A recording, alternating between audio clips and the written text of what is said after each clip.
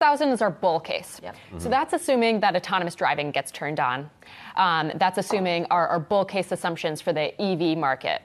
Broadly, what I'd say, what's changed in our assumptions over the past year? Well, we've always said that Tesla was 3 years ahead on batteries, on autonomous hardware, and autonomous data collection. And really, we're adding software to that, over-the-air software updates. They've always been ahead on those fronts.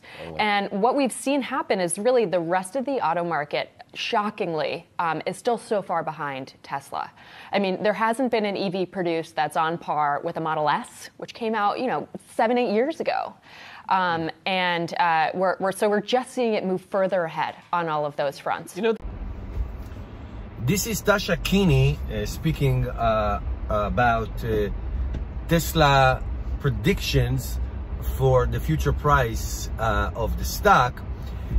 Obviously, their numbers are astronomical, more than anybody else. Why everybody keep adjusting their price target for Tesla stock.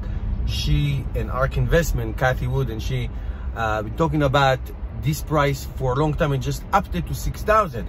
And there are two themes. There are two main themes: is dominance of the EV market and also autonomy. So I want to focus on the dominance of the EV market, since the final numbers, at least in the United States, came out, and Tesla sales in the United States are basically what is holding the entire EV market. Their sales are over 60%. Over 60% in the United States of all electric cars are Teslas. 158,925 of the Model 3, 19,225 of the Model X, and 14,100 of the Model S. And that's what you call dominance. That's what you call dominance. Just overall numbers, so you know, this year 30,000 electric cars less were sold in the United States. Last year, 2018, the year 2018 was 361,307, and 2019 was 329,266. So it's about 30,000 cars difference, and basically Tesla has almost 2/3 of it. Almost 2/3 of all sales in the United States are Tesla. So and the reason is that the competition doesn't exist. Lack of good products. Let me give you some numbers. The Chevy Bolt EV, 16,418 for the entire 2019 sales. The Nissan Leaf, which used to be the leader in all electric car sales around the world, 12,365. And let's talk about the Tesla killers. The Jaguar I-Pace, only 2,594. Audi e-tron, 5,369. And the Porsche Taycan, a whopping 130. But let's give them a break. They just started selling.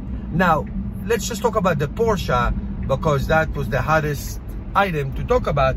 Porsche is basically the least efficient electric car you can build. Their MPGe is like 68 miles per gallon, as opposed to Tesla, which is about 120. It's like twice as much. And the range is just about 200 miles. When the Model S, if you want to compare apples to apples, is 273 miles, 72 miles. So the dominance in acceleration, in design, in efficiency, in technology, in software upgrade, and later on in autonomous, even now with autopilot and all that, is just absolutely and totally in favor of Tesla. Meaning there is no competition. And the reason Tasha and Kathy Woods keep upping their price target for Tesla stock is because they thought the competition is only 3 years away. It's probably much more than that. There is no substantial competition, none whatsoever, that is going to come even close to the 2012 Tesla Model S. That's how pathetic everybody else is. Now, I think what can hinder these numbers, let's not all be rosy, what can hinder these numbers, at least in the United States, is the lack of tax credit, federal tax credit for Teslas, And also the lack of desire of people to switch to Teslas, because they are expensive cars. They are expensive cars. So obviously they're not buying the other models because they're not good. It's just not good. And the Tesla Model 3, even the basic one, is still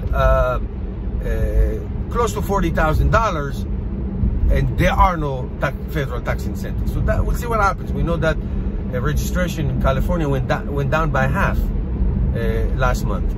So we'll see what happens. But they are right on the hit the nail on the head in terms of sales. The numbers don't lie. All right, guys, thank you for watching. Give me a thumbs up. Let's see you tomorrow.